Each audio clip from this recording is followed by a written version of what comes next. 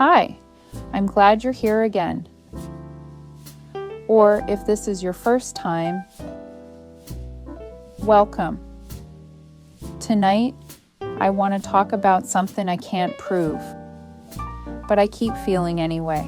I want to talk about gravity, not the physics lesson kind, though I suppose it starts there. I mean gravity as a principle, a presence, a quiet truth woven into the shape of things.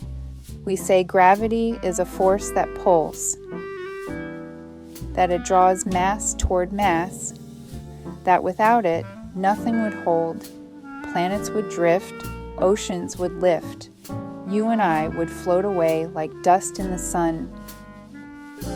But I wonder, what if gravity isn't just physics? What if it's a metaphor the universe couldn't help but write into itself? Because when you really look at it, everything is pulling towards something. The earth pulls you down so you don't forget where home is.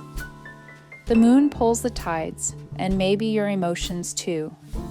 You pull in breath, you pull away, you pull close.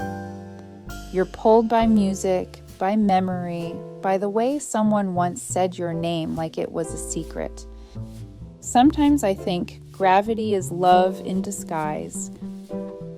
Not the fireworks kind, the quiet, relentless kind, the kind that keeps showing up even when you don't. You don't have to believe that. I barely believe it myself some days. But still, when I watch a leaf fall, not drop, but float down, it doesn't look like force. It looks like surrender. And maybe that's what gravity is. Not some brutal command, but a gentle invitation.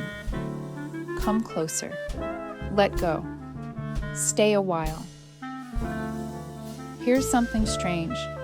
Gravity never turns off, even when you're asleep. Even when you feel light and far away and unsure of what you're even doing here, it's still holding you. The floor hasn't forgotten you. The earth hasn't stopped trying. It's almost embarrassing how much we're being loved by physics. But it's not always comforting, because sometimes gravity means you can't escape something even when you want to. A memory, a version of yourself, a habit, that same spiral you thought you climbed out of, but find yourself in again. Gravity holds what you haven't released, and maybe that's okay. Maybe some parts of us are meant to return again and again, not because we failed, but because healing isn't linear, and neither is orbit. If you're feeling far from yourself tonight, you're not. You're just somewhere along the curve, still bound, still being held by something deeper than understanding. Even if it's quiet, even if it doesn't feel like enough, you're in motion, you're being pulled. They say we fall into gravity wells, like space itself can hold sorrow, like there are dents in time caused by things with mass and memory. I think people are like that too. Some folks carry so much weight, they bend the room when they walk in. They change your shape just by being near. And some people, you orbit for years, even after they're gone. That's gravity too. So tonight, maybe don't fight the pull.